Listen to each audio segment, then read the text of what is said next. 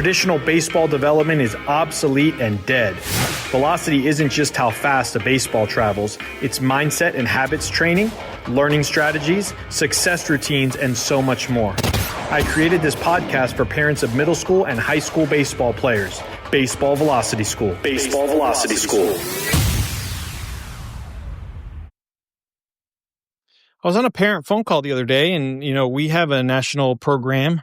We work with players all over the United States and get them ready with their velocity and college kind of plan and trajectory and help with all those great things. And sometimes we jump on an exploratory call to make sure that that we can help the player kind of where they're at. And I was on this phone call for somebody from across the country, and she kind of got upset at me a little bit. I could tell over the phone because we haven't had the chance to kind of see face to face. And she was talking about all the different showcases and tournaments and things he had gone to, and I punched him up, and I was kind of looking at the data that was on the internet, and I said, "Wow, what he showed at his last event is about 2 years below grade level. Any college coach, which is your goal right now, that types his name in and sees these things will immediately dismiss him because there's just so much noise and so many players out there. The competition is fierce, and so all of a sudden, that gets punched up, and they see he's below, a little bit below grade level, not at the level of schools he's looking at, not above grade level and where he needs to be,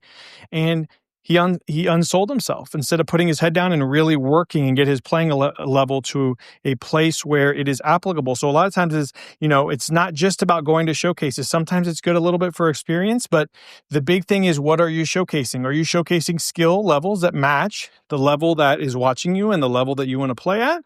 And if you're a younger player, the numbers may not match, the play may not exactly match, but does it match above your grade level, where if you're a freshman or a sophomore, coaches can see that you are projected to continue to do well and you're really at that high playing level for your grade. And so all of those things are really important to analyze, especially when there is a lot of opportunities out there and everything seems like what you should go to. But sometimes it's really important to step back and go, wait a minute, where do we want to go? What do I want to do? And this is the player talking. And what does it take to get there? And am I there yet? And if I'm not there yet, let me work really hard instead of giving up a lot of financial investment from parents and travel and time and giving all that up and just showcasing average, which ends up getting them very little or nothing. And then sometimes the other school of thought on players' behalfs, or sometimes parents, is, well, if we just go to a bunch, somebody's going to see his talent.